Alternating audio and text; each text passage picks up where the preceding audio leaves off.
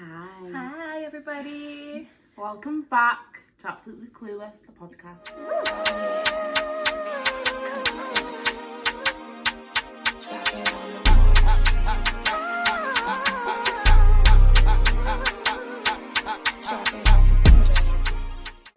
This is episode 8. Episode 8. Of I season know. 2. We've actually almost finished the season, haven't we? Oh I know, my we're so God. close. Oh my God. And guess what as well? Mm-hmm. Fun fact, someone told us. I just find it funny because I know you don't remember the statistic what you're about to say. No. But someone told us that, we're I think what he said was that only 20% of people who start their podcast make it past 10 episodes. I was like, over 70% people So that means fail, yeah. 80% of people give up with their podcast. But here we are, episode 8 of season 2, which means we're 18 episodes in. That's actually, we're really proud of ourselves. Yeah, and we're getting more and more encouragement from just everyone just continuously giving us love, giving us support, and more people joining our little Clueless crew. Clueless crew, Yeah. absolutely. Yeah. We love it. I love this community. Yeah, the Clueless community. Oh, love it. I don't know We're whether making to it a do thing. Clueless crew or Clueless community. I don't know which one. I like both. Yeah. You guys decide. Yeah, you guys decide. Yeah. You're the fans after all. Fans. Anyway, without further ado, this Yeah. episode, we have a cute little title that you would have seen. I forgot what it is. Situationships. Situationships, rejection, and healing. Yes. Woo. Well, we will go through our situationships. We'll go down memory lane for you guys. Go down. Not right. Yeah. We've been through some things. Yeah. So we're going to talk about our situationships and whether we were the rejector or the rejectee. Oh dear. And then we're going to talk about how we heal from those situations, because we would like to think that we are quite sound of mind now. Now, yeah, I feel like we've come to a point where we can make more responsible decisions. Yeah, but it wasn't always like that. No, there were times we just took the easy route and just... And the easy route is usually the worst. Yeah, exactly, yeah. So I don't know why it's always like that, but it is. Yeah. So, yeah. We're trying to be better people now. Yeah, and we are fully willing to lay ourselves bare for you guys, just so Genuinely. you don't make the same mistakes that we do. Exactly. We're going to fully out ourselves, talk about our situations from the past. Yep. Even though, it's not the easiest to bring up because, my God, it was such a long time ago, and some of those experiences, scarred us. Yeah. I'm over it. I'm actually fully over it. Yeah, you know what I mean? of course. I'm over it. But some of it would make my eyes sting. Do you know what I mean? And my blood boiled. My body quakes. Genuinely. I'm because, you'll see why. Stick around to you'll get where we're coming from. So without further ado, let's get into the episode. So, let's start with, we have a bunch of situationships where we basically have classed ourselves as the villain or the victims. So we're going to start with our victim eras. Yeah. Because I want everyone to feel sorry for me, okay? I am not a bad person. Yeah, you need this backstory so you understand that my villain era was just it was a phase. It came after as well. It came after. Yeah, I was done dirty. There was a whole reason behind it. Exactly. There was an origin story, okay? There's justification for my actions. Yeah, an anti-hero vibe, like Batman. You can just start killing people. No. He lost his parents first. Oh. Yeah. Not gonna lie, I don't know anything about Batman. Okay, right. So, situationship number 1. Do you want to go first? Okay, I'll go first. So one of my situationships, early in my love life, basically I was with this guy, not even properly. It was, you know how a situationship goes. You're seeing each other, maybe even sleeping together.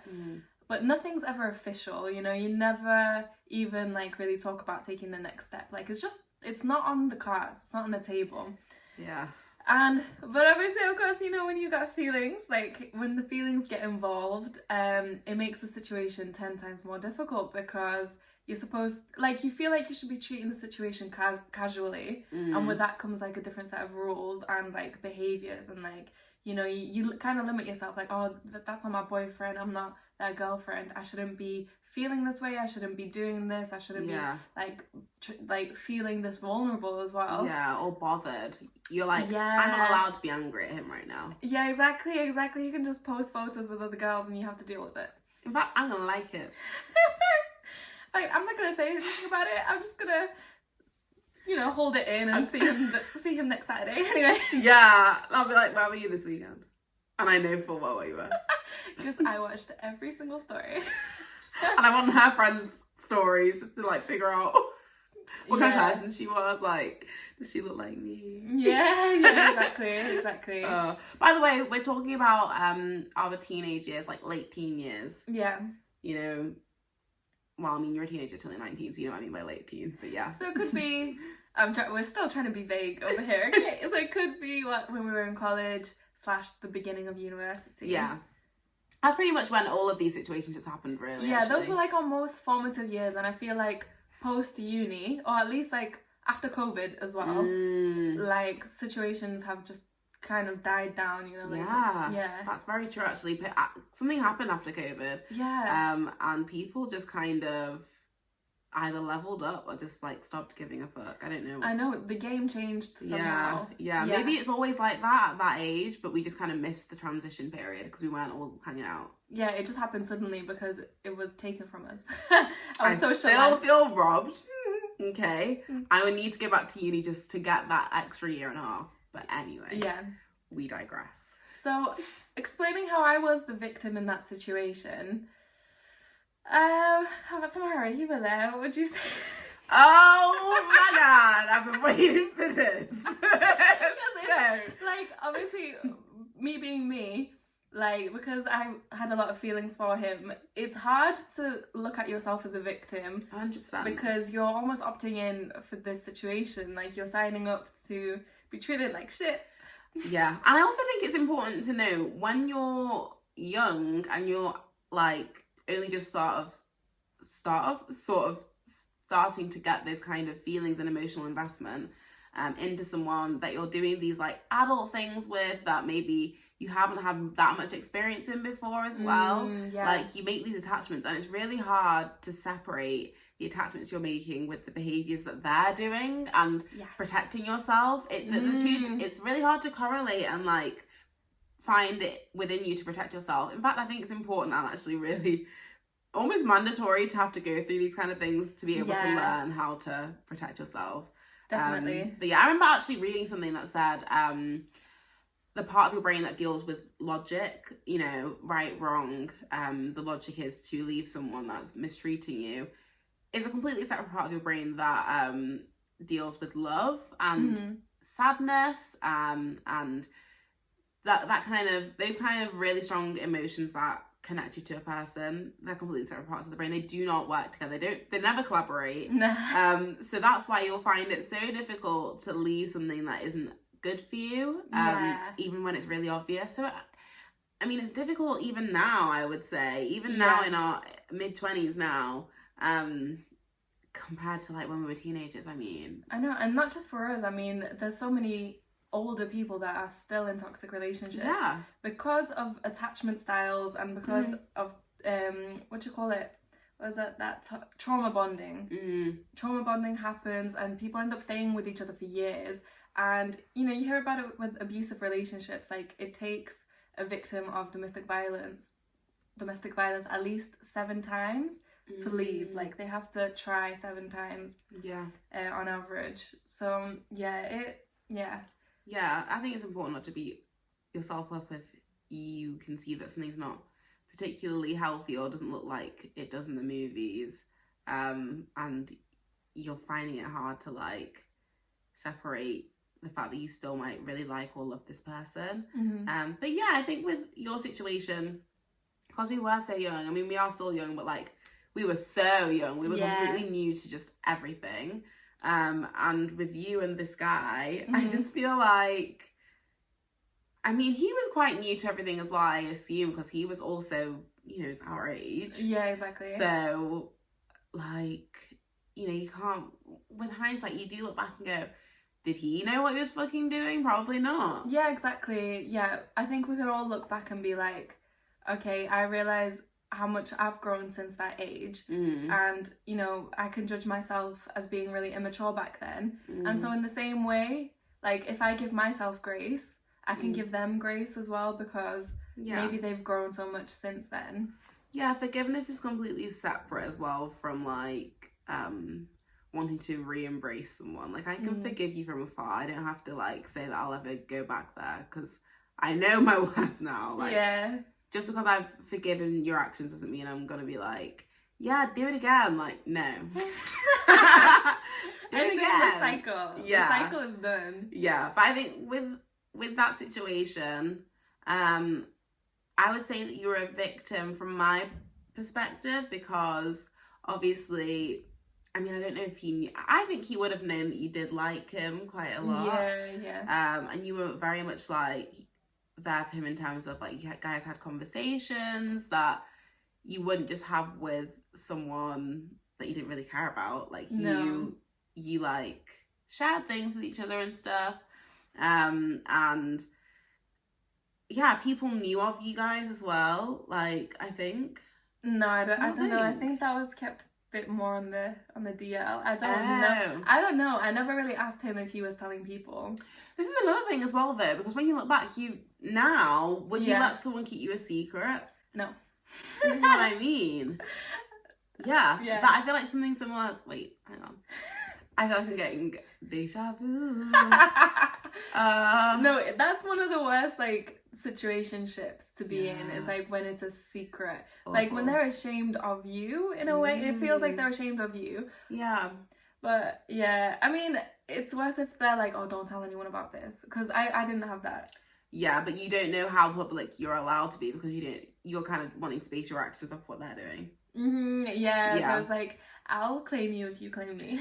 Yeah, and that is the one thing that I think I personally have, like, completely left behind, because I very much take charge in the direction I want things to go now. Like, with my current boyfriend, I would be I think I instigated, like, every sort of next stage conversation pretty much. Obviously, he asked me to be his girlfriend, but, like, apart from that, I kind of, like, steered the conversation. Like, I would say, when we told each other we loved each other, I was like, we were in Barcelona, and I just kind of knew. Yeah, the guy took you to Barcelona. Like. I know.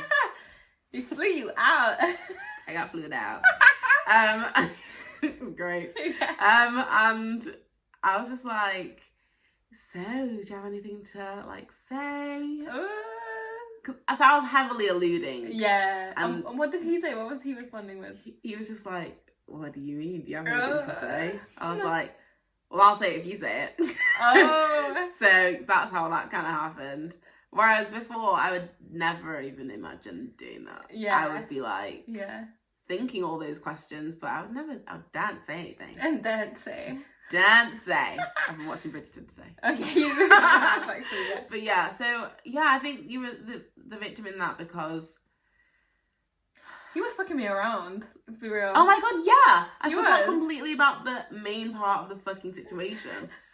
Ew! Oh, I forgot why I dislike this human being. Yeah. It was on and off, yeah. I feel like that was the main thing. It's like, we'd be talking for a little bit, and then it felt like very much out of my control that it would, you know, we would end up not speaking anymore. And I didn't want it to get to that point. Like, I wanted to talk and continue talking. It was on his terms. Just maintain it. Yeah, it was very much on his terms. Like, but then, you know, 5 months, 6 months later, when he was interested in, like, getting back into contact with me, he would do it, and then we'd be back on again. Because obviously he didn't leave my mind during those 6 months or whatever. Like, oh great, like, whenever you're ready, and I was the exact same with. So whilst that was happening over there. Whilst that was getting me out, broken and broken and broken. Broken and broken and broken again. Oh God. That was me. There was this gal round over here. Corner. Right around the corner. The same boat.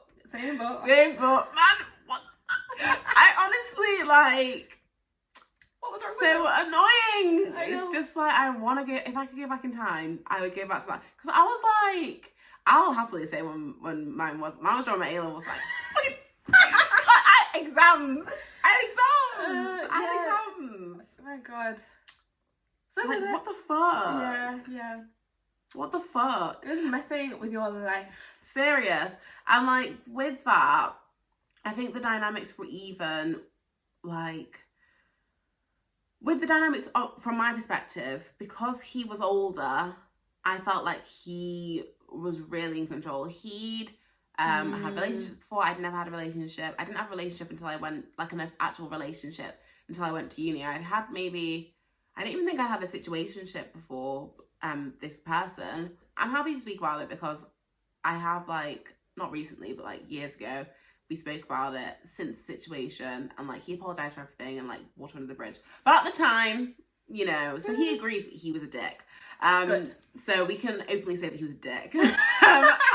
Yeah, he was a dick. We're gonna run with that. Yeah, I mean, everyone's happy. Everyone's on the same page as that. Like I just assumed that because he was older, in my eyes, he would just know what was up. And, you know, I was 18, he was 21, like when things were really like in the swing of things.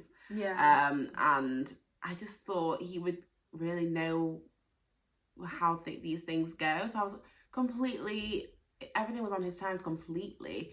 You know, everything, if he, like you said, if he would stop talking to me, I would go with that. If he was like, I'm not looking for a relationship right now, I just honestly thought that was just something that guys would say, and like if they liked you enough, they changed their mind. That is such a big thing, and I feel like certain like creators on social media will encourage that idea as well. Oh my god, yeah, big time. Like but you can't actually, like, you just need to take people at their word. If they say they're not ready for a relationship, you know, he's not like, gonna she's all that you. He's not gonna she's the man you. Like, what's that? She's the man. Oh, the film. Yeah. She's all that. He's not gonna fucking 10 things I hate about you. Oh yeah. It's not. You know all these like bad boys that don't see you like that first, and all of a sudden their mind changes. No. It's not Tyreek and Ella. No. In every situation, okay. You don't take your fucking glasses off, and all of a sudden they see the beauty that you were withholding. Like, no. Yeah. The fact is, if he doesn't see you for the qualities that you actually had to offer from the beginning, then he's not worth your time. Yeah, and you need to dip. Immediately. And I think as well, when you're a teenager specifically, or at least like when you're sort of first like thrust into this dating world, you think your world is so small, like your perspective of the world is so small, your perspective of the dating pool that's available to you is tiny, and completely unrealistic. Like, you don't realise how many options you actually have, so you settle for the fucking guy that takes your heart. I just squeeze it with just and then twist it. And then you go back with the little pieces of your heart that you have left. Yeah, here, have this. Oh my god, it's so true about like your perspective changes. Like when you change cities and when you also like go into higher education, you're in a completely different environment. And like in university, like there were so many people. Like I honestly didn't. I felt like what's that phrase? Is it faceless or something? Like I didn't know anyone. I'd go in the library. Didn't recognize anyone. Yeah. But at the same time, there's something freeing about that. Like it gives you perspective in that there's so many more people, so many more options. 100%. And your life isn't just your little town back home with like this pool of people. No, like there's the outside world as well. There's so many different dating pools that you could get into and stuff. Yeah, no, exactly. But obviously, at the beginning of this situation, we've not moved out of our homes ever. We've not moved out of our cities. So this is what we know as teenagers. This is what we know. This is the life that we've been given, and we're working with it. And yeah, with my situation, similar to yours, because he was very much, I mean, I don't know if yours was that because you said that he didn't stipulate exactly that it wasn't going to ever get to a relationship. It was just kind of implied. Was it? No, I think he did say at times. I just want. No, he did say, he'd be like, I'm not ready for a relationship right now. But that would be like, he'd say that. 3 months later, who'd be back in my DMs like, oh, hey, stranger. Yeah. I mean, I feel like looking back at that, if I tried to psychoanalyze this boy, I feel like he wanted something that he didn't feel like he was ready to give, like ready to commit to. But I feel like he liked me and he like respected me, but didn't respect me in action. No, it doesn't make sense. Like, yeah, well, someone can like you, and I don't know if I would say that he respected you. I don't think he. Or he'd look up to me in a way. Oh, in that regard, okay, yeah. But he didn't respect your time and what you were offering. No, and not really my feelings either, because if he was more considerate about my feelings, he would have just gone out and stayed out. After like the first time, you know, it wouldn't have been like time and time again, same situation. It's obviously insulting as well when they do come back, because it's like, you just think I'm an option, but then obviously they do, because here I am, and yes, tick box, I will come back. Do you want me back? Yeah, of course. Exactly. It's hard because like you're reinforcing. Yeah, and when they come back, you want to be like, no, I will not let you have me, not again. Yeah. But at the same time, like when you haven't actually moved on from the situation, you're like, what you truly want is you're like, oh, he's typing. You're like, oh my god, I'm so happy all over again. This person is in my life again. There's another chance, new potential for like, it can be different this time. Yeah. We can actually have something real this time and make it work. Like maybe this is the chance. Like, it never is though. Yeah. It never is. No, I feel like, no, it never is. He made it very clear with me. He didn't want anything serious, but then we would do, like, sometimes we'd go for drinks, we'd hang out, but then I was trying to convince myself that I wasn't emotionally invested, and then sometimes I would try and read situations where maybe we were like cuddling and hanging out and whatever, and I'd be like, well, this isn't something that you do if you don't like blah, blah, blah. And it's like, stop reading into the situation. He made it very clear what he wants. But hopeless, romantic, teenage Sam just wanted she's all that. Yeah. She wanted him to turn around and go, you know what? You got it all, you. I mean, yeah. To be like, you're the woman of my dreams. Oh my god, you're beautiful. You're everything I want. Yeah, that's what you're. Got it absolutely all. Yeah. I got it all going on. I didn't see that before. And I remember, I think there was a situation. Okay, this is a story. Yeah, let's get into it. So obviously that situation was happening, and each time that it ended, obviously it was on his terms, I would get more and more upset. And I was trying not to share that with him, because I was trying to be like an adult. You know, he's older. I'm trying to be old, like I'm trying to be an adult. I'm trying to be careless, carefree, whatever. Don't care. But you know, when you spend that much time with someone, you are gonna catch feelings. Yeah. Especially if you're not, you know, like well adapted in that kind of world. Yeah. So yeah, I remember over the summer after A-levels, I agreed with one of our best friends to just like go out, and we went out almost every week. Do you remember we kept going to Birdcage? Oh yeah, you did. Yeah, this was when I was still like 17. I couldn't go, but but you guys did. We would go all the time. She was like, she really helped me. I don't think she realised that she was actually helping me with that situation, because we would go out, we'd have these like, it was like a student club, so super cheap drinks, great for us, and we would just like kind of just dance the night away, and I would just like kiss boys on the dance floor and be like, I don't care, I'm carefree, I'm an adult. In reality, I was just like kissing boys I wasn't really attracted to, I think. But in hindsight, that's probably what was going on. Because like, I was like, see, I don't care. But like, no, you just don't care about them. You still care about him. And sometimes he would be there at the club.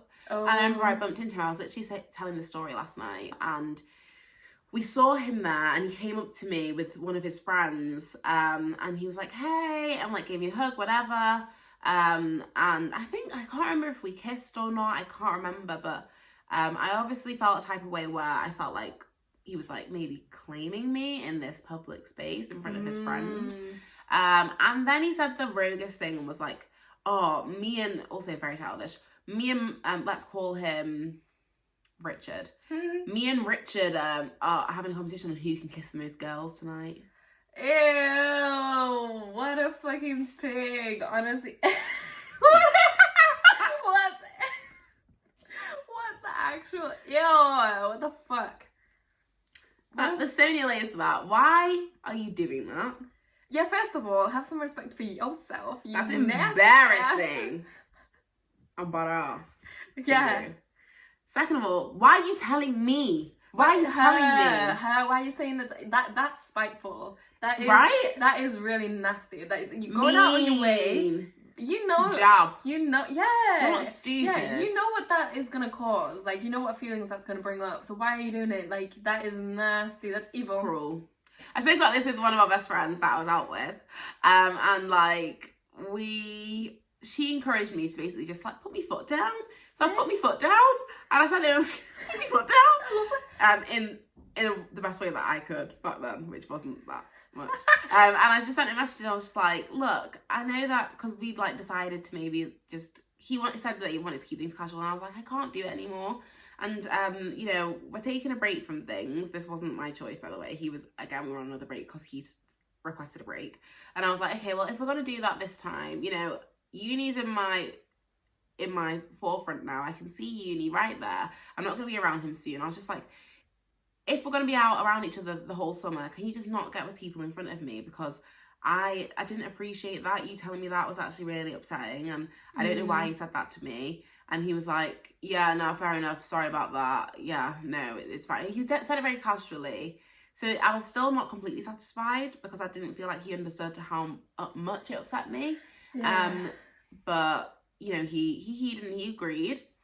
Anyway, next week we're at Birdcage again. Lol. And in case we went. And he's there. And we say hi, blah, blah. But we're kind of keeping our distance this time. Anyway, the last thing he says to me is, okay, we're going to go. Like, him and his friend is like, we're going to go. I was like, okay, cool, bye. I'm thinking, he's gone. Right? Yeah. So then I kiss this guy. Ooh. And I'm like, ah! And I feel very, like, just free as a bird, you know what I mean? Yeah. Anyway, he hadn't left. So then he... Oh, so he was still there? Yeah. Did he see you kissing the guy? Yes. Oh my god. And he texted me this massive paragraph. No. Massive paragraph being like, we agreed literally a few days ago and the first thing you do is get with someone in front of me. I thought that you wanted... So then this was kind of bad, kind of good. It's bittersweet for me because it was like, how dare you have a go at me when you've literally... Because that wasn't the worst thing he'd done to me. He was obviously sleeping with other people. He was dating other people. And I was kind of like waiting for him to post some annihilation, pick me. I hate that. Like, I really do hate that. Like, I don't want to talk to a guy that's talking to multiple girls as well. I'm not an option. I'm not about that at all. I know that some of these like modern dating people online are like, you should date multiple people so that you can like, it's a vetting process. You need to like date different people so you don't get attached to every single one. You can actually make like a, you know, a proper informed decision about who to choose. I don't like that.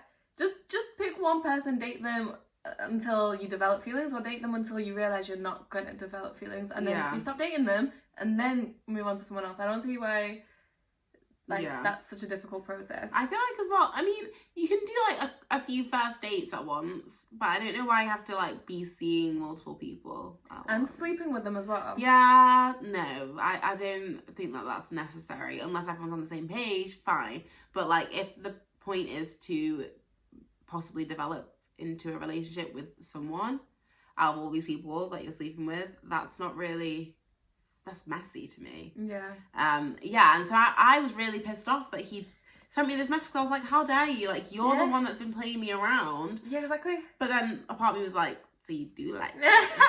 So you are bothered. So you do like me then. I was like, okay. Oh my god, you know what that sounds like? You know, like the situation was like, oh, he treated me like shit. That must mean he cares. Yeah, no, for real. That was exactly how I felt. I remember crying over the situation. I was like, oh my gosh, I've hurt his feelings. The first time I told my mum about him, I was like, because I was so upset, I couldn't hide it. And yeah, then we agreed to like meet up because I was like, I'm so sorry. Why am I like on my knees apologizing to this boy? He's been treated like it's completely uneven.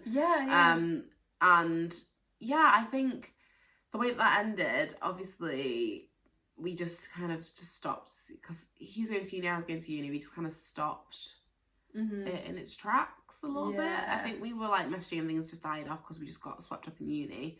But yeah, I was just so upset over that situation. And then, but it was the summer before I went to uni, so then I met my boyfriend in that exact club. Oh yeah, in Birdcage again. We didn't get together then, but like that's what we met. Yeah, you still had a few frogs to kiss at uni. Oh yeah. I had to earn my stripes, do you know what I mean? Yeah. But yeah, like that I think the healing process from that, I didn't really do very well during the situation. I wouldn't say. I think that the healing has been something that I've been doing subconsciously for that specific situation, like up until today. But isn't it funny that like I completely forgot how upset we used to get over these boys. Like, yeah, we really cried over these boys, and like the emotions were so high during that era of our lives. With there's so many ups and downs with the on and the off, and then now they're angry at me because of this, and like I need to like try and fix it, and you feel kind of like desperate to fix a situation that is completely one-sided anyway, so it's not going to work in the end.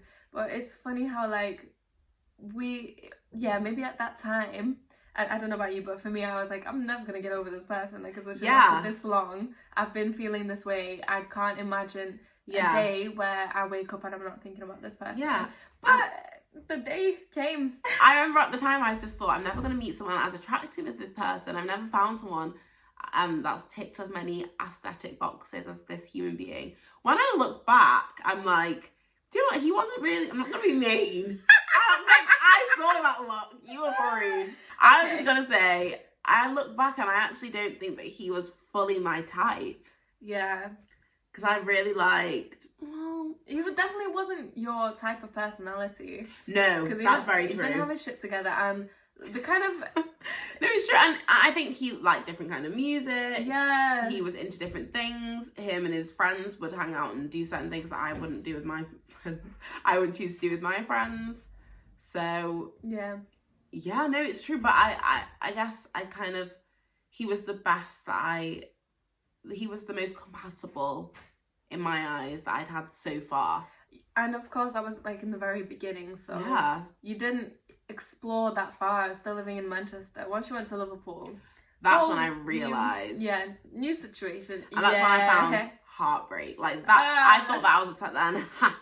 Funny. You know what, it was, it's, once you get to uni and you meet all these London boys, it's them ones. What? Which London boys? Okay, well, I never had a London boy. Did you not? I feel like London boys at uni break people's hearts. Yeah. Avoid them. That's true, actually. I can actually vouch for that. From multiple different perspectives. Yeah. When I can't... Yeah, literally. Yeah. I did promise myself never to date a London boy ever again. Really? London's a big place. I know, to be honest, I love the London boys. It's like every time I've been, I'm like, oh, hello. I'm northern. What about it? Yeah, exactly. Oh, do you like Manchester, do you? Do you like my accent, do you? I don't even speak that way. But I do today. Yeah. If you like it, then okay. Yeah, so that was that situationship number one. Those were our first ever situationships, and we definitely, well, did we say how we healed? Kind of, yeah. Well, I feel like those were such like difficult starts to love lives, weren't they? I feel like I was always kind of jealous of people that had a relationship, with someone from school, and then they ended up like developing all the intimacy and stuff. Yes, I was jealous of that, and I would see that on like shows and stuff, like people having serious relationships in school or in college, and like being able to actually progress, and I just felt like it wasn't ever gonna happen for me. I remember saying that to my mum, and she was like, "Samara, you sound ridiculous." No, that's what I felt like, and it got to a point where I was like kind of realizing I'm not gonna get a boyfriend in this period of time. Yeah. And like I just kind of give up. Like I genuinely gave up, and I was like, I'll just do like casuals. Like yeah. This is like I was like, well, this is the options I have. Yeah, that's the only thing on offer. Like, and it's like, what do I want more? Like, I didn't know what I wanted more. Did I want like intimacy more? Did I want to like wait for a commitment? In the end, I was not patient enough. Yeah, me neither. Like, it's not something that I regret, because I know a lot of that was another fear that I had. I was like, oh my god, I'm gonna be. I don't want to be the girl that gets heartbroken after, you know, catching feelings for the first guy, but that's how I ended up. But in the end, it wasn't the worst thing that happened in the world, because we do heal as humans. We do. We are resilient. Yeah. And how did we get over those situations? I honestly don't know if I would have if uni wasn't a thing, and if I went to uni in Manchester as well. Well, you didn't say Manchester, but like, if I was surrounded by the same environment, I feel like I would have found it quite tough. Yeah. I feel bad for people that like have breakups in school and they still have to go to school and share the same classes. Oh, yeah. It was actually a blessing that I never had a relationship in high school, because I don't think with my like sensitive soul I would not have been able to handle that. No way. Yeah. No way. Yeah. I had a couple of like, not proper boyfriends, but in high school. School boyfriends. Yeah, that was cute. Yeah. And none of them were like, none of them wasn't actually, that deep. Like, yeah, that's like, why it was okay. No one like hurt you, or it never got to the stage where it was like, if I saw them in the hallway, I'd get anxiety. Like, no, it wasn't like that. Yeah. That's why it's a good idea to date outside of your friendship group and outside of your circle as well. Yeah. So you don't have to see them regularly. Yeah. It's like what they say about like getting into relationships with people in the office and stuff. But yeah, the one thing I would say that I did take away from the situationship was that from that point on, I asked for exclusivity as soon as I wanted it. And I did it in a way, I tell everyone to do this if they want exclusivity. I just go, look, I'm going to be fair and square. I'm not going to demand anything of you. I feel like I like where this is going. I like you as a person. But we're at a stage where we could be friends if you want to like back it up. That's if you want to sleep with other people, if you're not ready for a relationship, totally fine. We'll be friends. If you want to continue seeing me that way, I don't want to do that if we, I wouldn't say you, I'd say if we are sleeping with other people, because then I feel like that's a fair compromise. Yeah, exactly. You can do what you want. I'm not asking you to stop. I'm just saying, if you want to keep seeing me, you're gonna have to. Yeah. And I'll happily remove myself. I'm not gonna say I'm gonna hate you forever, because I do it early enough so that I don't have enough feelings to never speak to them again, or like be asked if I see them with another girl or whatever. So I'm genuinely offering up friendship, or like, let's start seeing each other. Yeah. Like, those are two good options as well. It's not like you're cornering them. Yeah. And you're being like, I'm giving you this ultimatum, and you know, it's not a threat. You're not threatening them. So at the end of the day, they can decide where they want to take it, and if they are really serious about you, it shouldn't even bother them at all. Exactly, it wouldn't freak them out. It'd be like, oh, okay. Although when I did say it to the next guy, which ended up being my ex, he was like, oh, really? But like, that's a red flag. Yeah, he was like, oh, okay. But like, you know, everyone, I've had my ex and then my current boyfriend, but both agreed. They both agreed. So, and that's how I sort of was able to safely let my walls down, and I wasn't able to do that before, and it was actually really refreshing. Not to say that my ex situation, well, it wasn't a situation, my ex relationship didn't have its faults, because obviously it did, otherwise we wouldn't have ended. But like, it wasn't because of the exclusive, that situation, the exclusivity thing, the seeing other people, that was never an issue. Yeah. Because I made sure that I was protecting myself with that thing that I learned from my situationship. Yeah. With he who shall not be named. So yeah, that's what I learned, I think. Yeah. I think what I learned from my situation was the thing about closure, which was that I don't need for them to give me a sentence and be like, oh, it's over now, and like there's never going to be a future, blah blah. I can decide that for myself. And like, you know, it got to the point where, you know, when it's on and off so much, each time you restart the whole cycle, you get bored of it. And I got to the point where I was bored of it. And then I realized, like, I can just end this myself. I can decide to be the one to end the cycle. I don't need to leave it on their terms. Yeah. And so, yeah, I guess that was kind of how I healed. Like, I gave myself that closure and I was like, I don't want this anymore. I'm going to focus on my studies now and, like, actually start looking at other people and, like, seeing the other options out there and stop focusing solely on this one person who's never going to give me what I want. Ever. Yeah. It's coming to the realization that, like, I think sometimes it's hard to realise that that person doesn't want the same things as you, because it's almost like you're telling yourself that you're not good enough, and it's, you don't want to tell yourself that, but it's the way you look at it. It's like, no, these are the facts. He doesn't want what you want. And that is, I mean, it doesn't feel okay at the time, but it will be okay. You need to tell yourself that it will be okay, because there will be someone that does want those things with you. So don't waste your time on person, like, random guy from whatever school, when there's so many options and so much time for you to find someone that wants that at the same time as you. It's not actually that hard to find someone that wants something. It's just hard to obviously find someone that is worth it. Yeah, genuinely. And so that's like, in those situations, we were kind of victims because we were being, like, constantly rejected. Yeah, it was the push pull. Yeah. And that is actually, again, this is quite interesting. So if you studied psychology A-level, maybe, you will understand how, like, addiction works.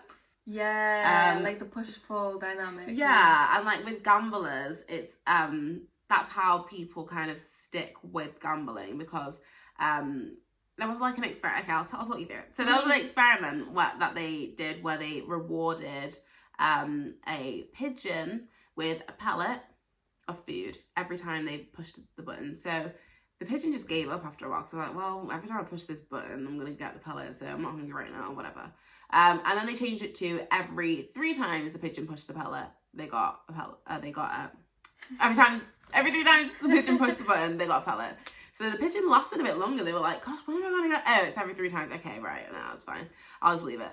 And then they changed it again to just random numbers, and the pigeon wouldn't stop pushing the button. And that's exactly what happens to gamblers, and it's exactly what happens to victims in situationships, because you don't know when the next time it is going to be when they want you again. Yeah, so exactly. You're on call, you're, like, ready to go whenever they're ready. Yeah, that's actually so true. So true. Yeah. It's like the lack of consistency makes you uncomfortable, but the uncomfortable in a way that, like, you're so vulnerable and, like, you're just kind of desperate. It kind of pushes you to desperation, doesn't it?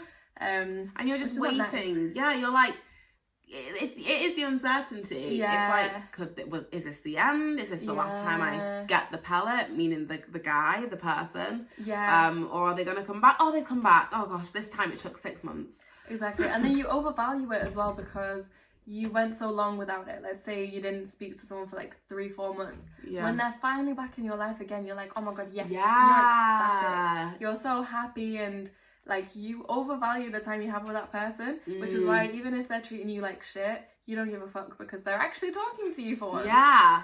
And then you just really, like, what's the word when you just, like, idolize the attention that they're giving you, the sheer basics of someone showing you that they're interested in you. You put so much more energy and, like, there's so much more of an impact behind the things that they're saying. If it came from anyone else, it's like, well, duh. Like, the things that my boyfriend does for me and says to me, if that would have happened from someone in a situation, I would have been like, what is coming from you? And it's wild that I was, like, blown away by things that should be that my boyfriend, like, says to me every day. Do you know what I mean? It's crazy.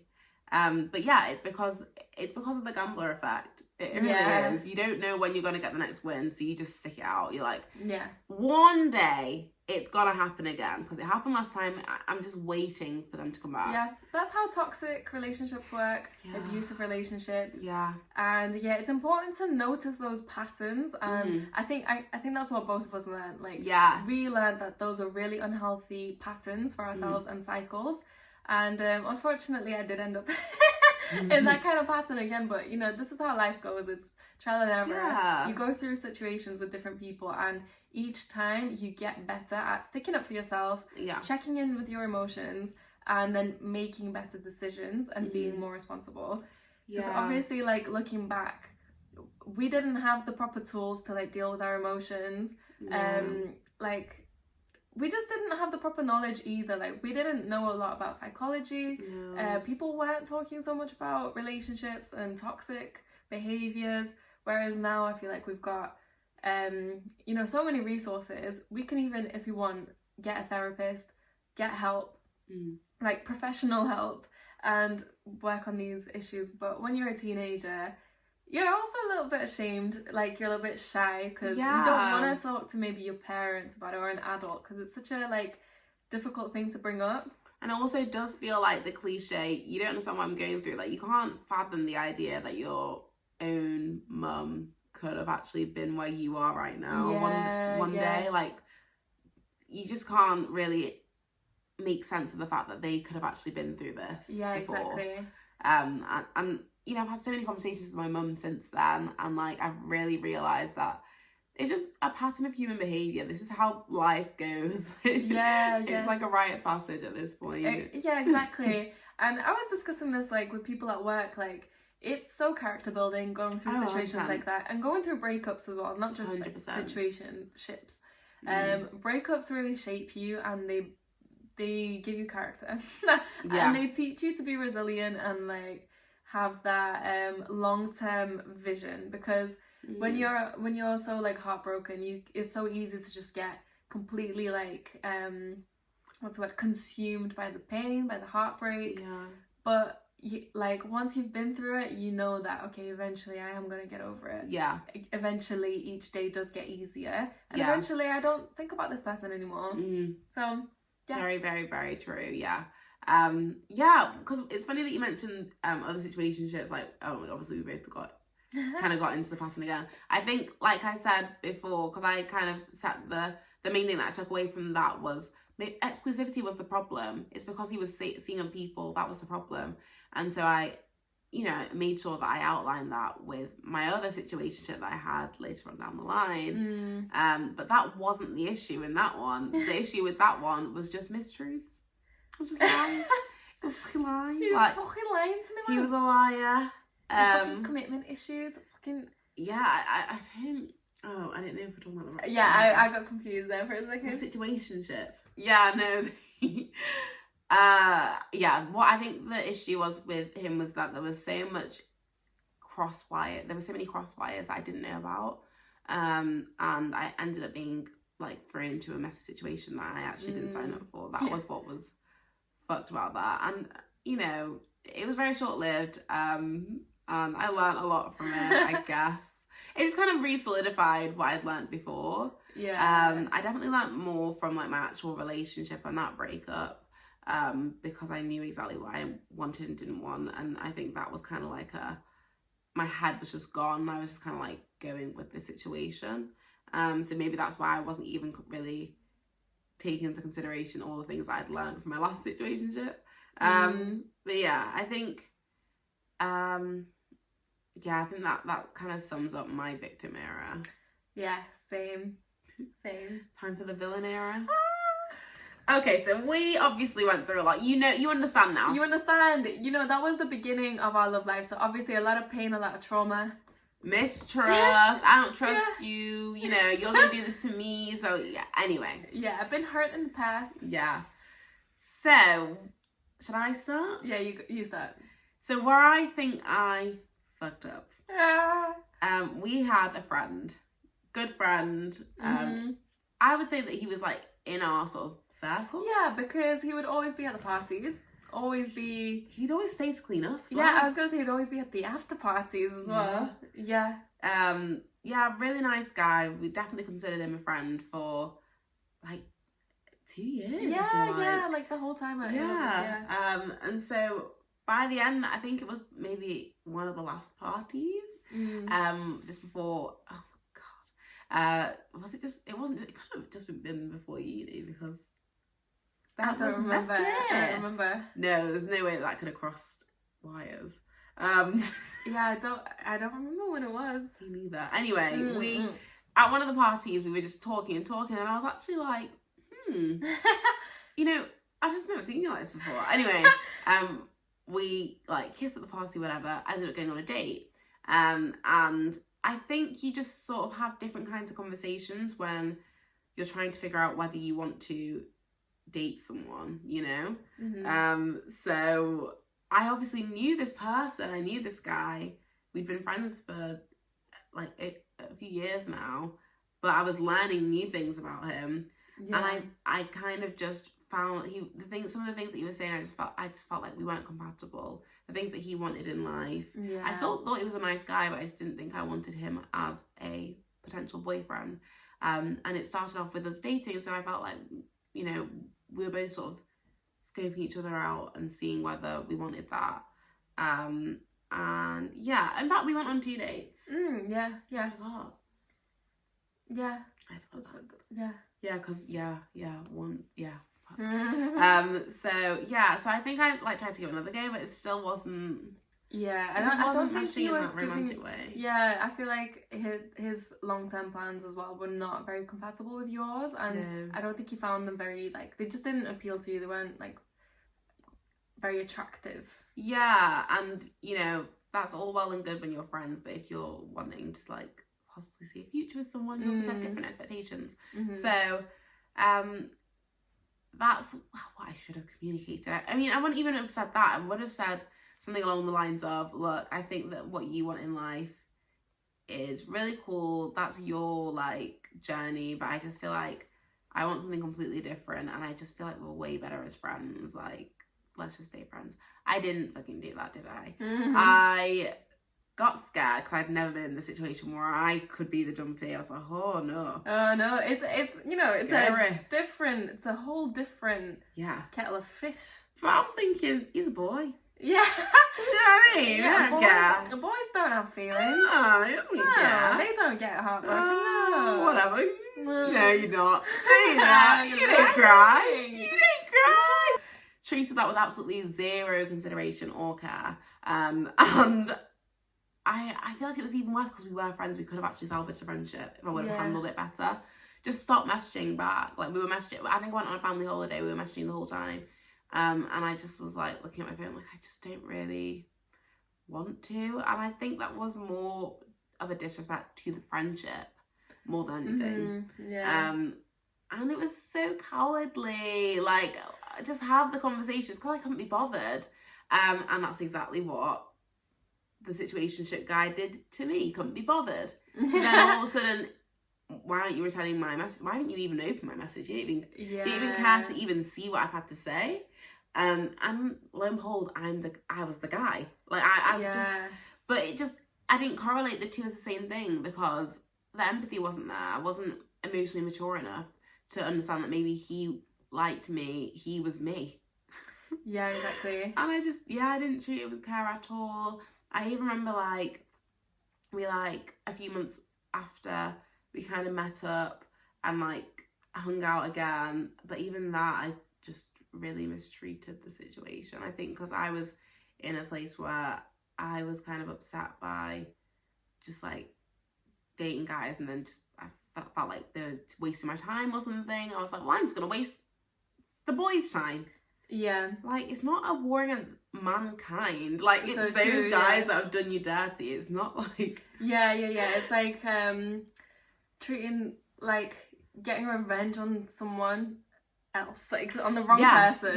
Yeah. Like, honestly, dragging the traumas that I have from one situation and putting them on someone else. Yeah, they're just projecting, like, your problems on someone else. 100%, yeah. And I feel like I definitely regret how I handled that.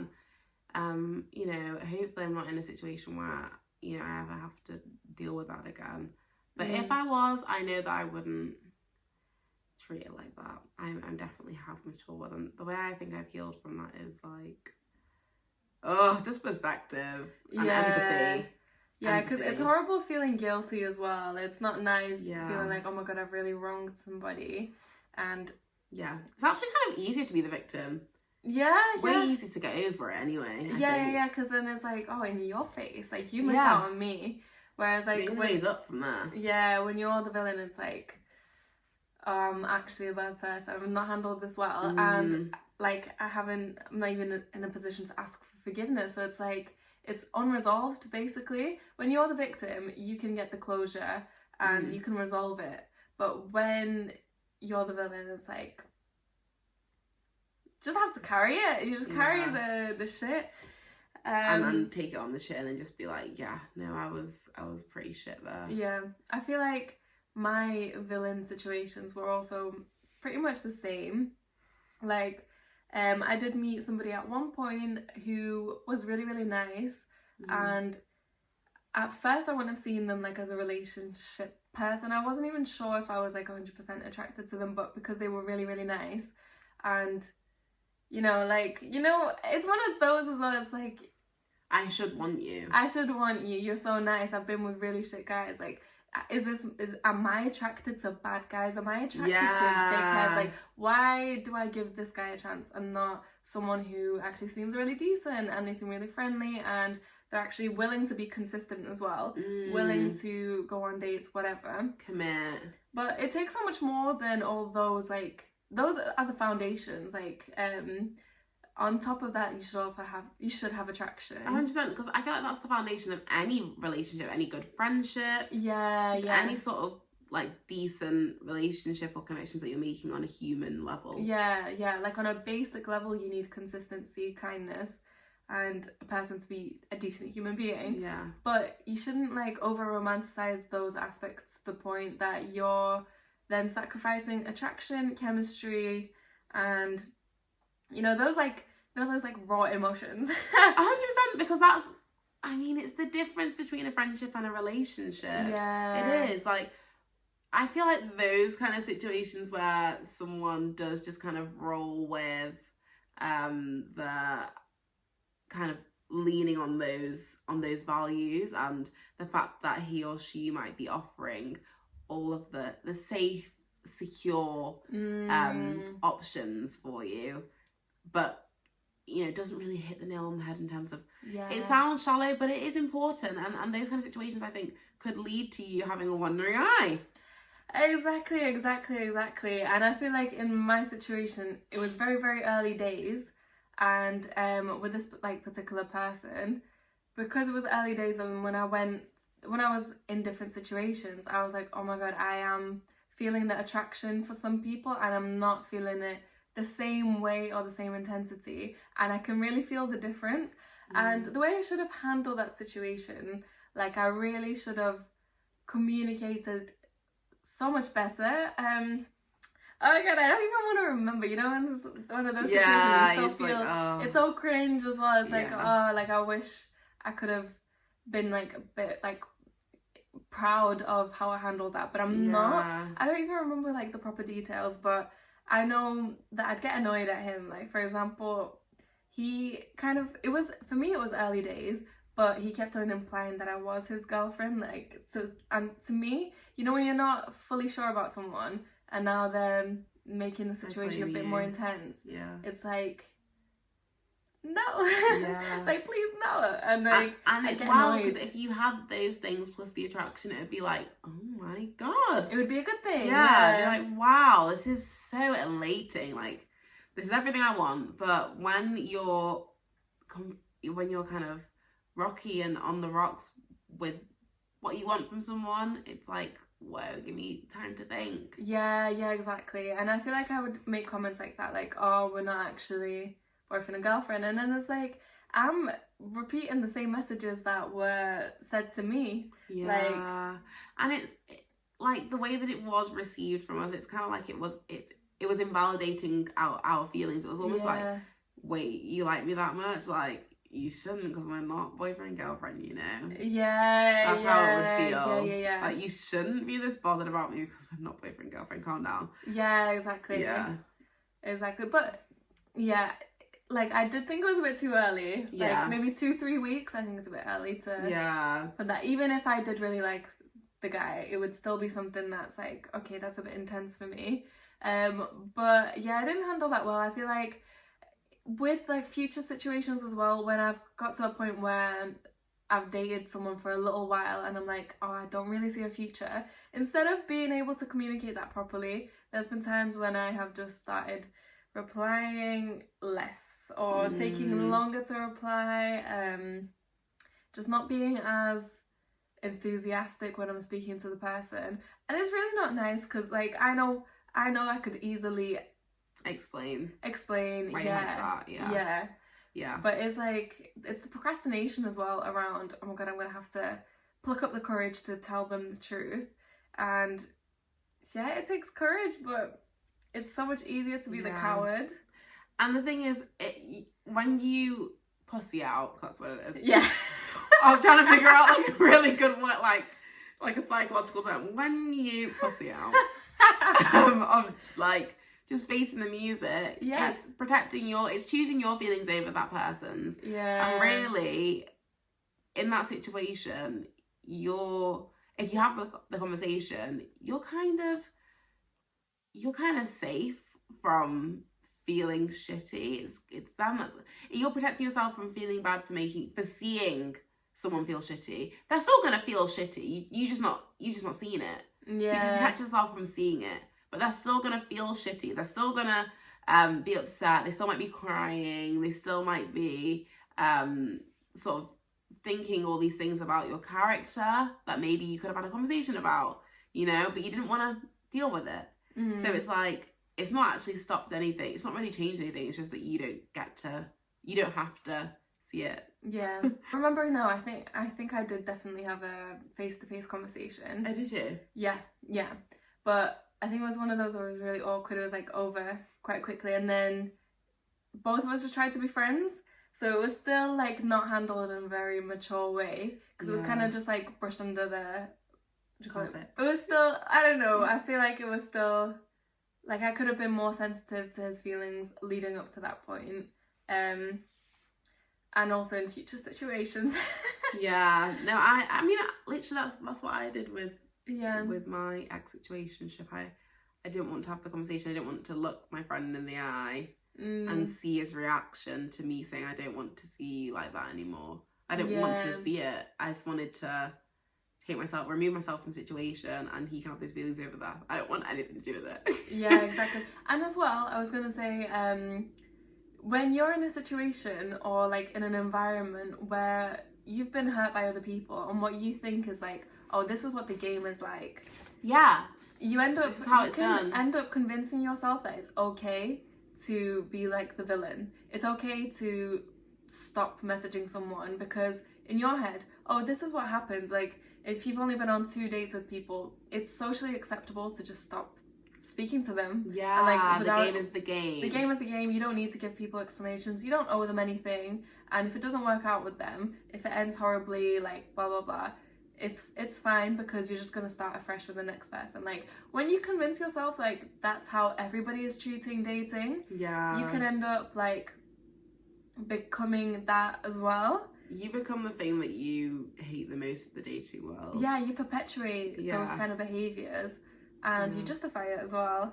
And yeah, I feel like at this point in life, I'm definitely ready to just be I feel like this is why I've taken a break from dating, and honestly not even like speaking to people, because I don't want to I want to tread carefully basically, and I don't want to do things that are going to make me feel bad in any type of way. Like, feeling bad as in feeling guilty for not handling situations properly, but also feeling bad as in I'm literally getting treated bad.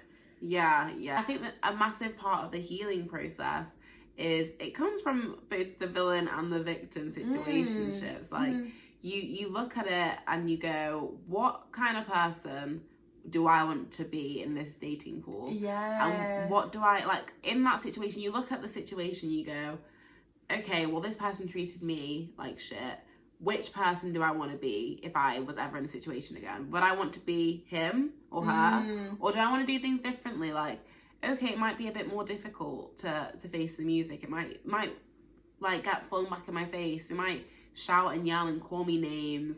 But at least I can look back and be like, I did everything that I could possibly do to like deal with it in the most mature and kindest way that I could have, and still be true to my feelings. Yeah, exactly. And treat the situation with the most amount of empathy. Yeah. And taking proper responsibility over the situation as well. Yeah, responsibility is key. Like, accountability. I think that's the main thing that I've actually taken away from my situation. So I've been able to look back, and like I said from the beginning, with the first situation that I ever had, I look back and obviously he was a dick, but like I can see and empathize almost with where he was coming from, because we were all young, we were all idiots.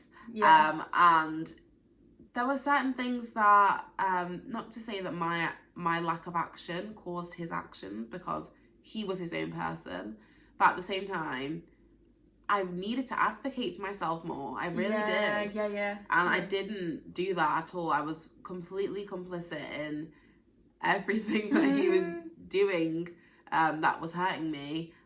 I was very much making myself available to get hurt at the same time as well. And I know, I know that obviously it doesn't absolve him from like being an asshole, but you can't see things as black and white. Situations are that no situation actually is, no relationship is black and white. There's not really a villain and a victim realistically. Like there's so much, context is so important, and no one handles things perfectly. Like no, there's no one who is walking the earth and they're like, yeah, I completely believe I've handled every single situation properly and responsibly. No, it's just not possible, because we all come with different traumas. Like we were saying, you know, like our victim era kind of created our villain era. And that is genuinely what happens to most people. Like we all have certain traumas. They can be from either relationships later on in life, or from relationships with our parents and our family, you know, since being kids, that are going to affect the way that we treat people, the way that we handle emotions, and just the way that we end up clashing with people as well. Like how people are able to approach different types of confrontation, whether they can even do it. Exactly. I'm not very good at confrontation. But that's the thing, you have to like learn about yourself as well, and then see what type of person you are compatible with, but definitely be considerate about other people's situations, what they've gone through, but also don't be too much like I feel like I did that in my victim era. I was thinking too much about like what could be causing them to behave this way. Like what could I have done differently, or what do you mean? Like, did you think a lot about trying to rationalize why the behavior was definitely. I'd be like, oh, they've gone through this in life, so they must be really struggling, and they're not as available for me right now. And I think that's healthy to do after you've dealt with your own emotions first. There's like, you can sympathize with people, but not to the point where you're sacrificing your own self for them. It's understanding context for someone's behavior doesn't like mean at the mercy of your feelings. Like it shouldn't be used as an excuse for them to do whatever the fuck they want. Exactly. I think it's important obviously to look at a situation and go, okay, I understand why X led to Y. That makes sense. It explains it, but it doesn't excuse it. No. And it helps with your healing, but that doesn't mean that you go back and go, okay, I understand why you did it. Do it to me again. Do it to me again. But also, just because things aren't black and white and someone might not be a complete villain doesn't mean that they're good for you. Exactly. I feel like you have to learn when to let go, learn when to move on, and also to be firm with yourself and be disciplined. Like once you make a decision to cut someone out of your life, obviously sometimes it can be hard to stick to it, but try as much as you can to stick to it, because that's part of being an adult. Like you have to back your own decisions, Yeah. I think in this life, I was about to like start quoting Harry Styles. What? You are probably gonna hurt people's feelings because it's just what happens. You're not always gonna be able to consider everyone's feelings all the time. But it's about recognizing that and having that hindsight and actually being able to take accountability and move forward and just try not to intentionally ignore everything that you should have learned. Yeah, exactly.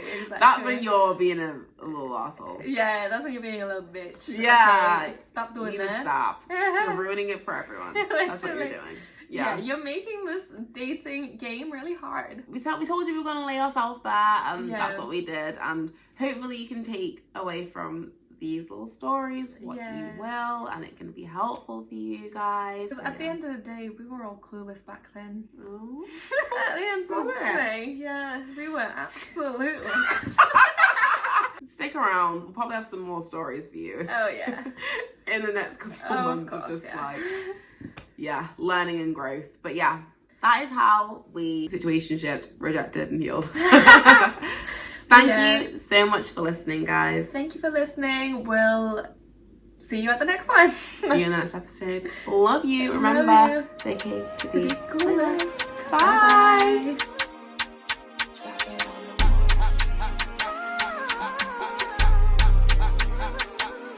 You're rumbling so much at the end. At the end, yeah, I know. It's alright, I'll pull out. Yeah, I was like, we need to conclude this. Yeah, I was like, we need to wrap this up.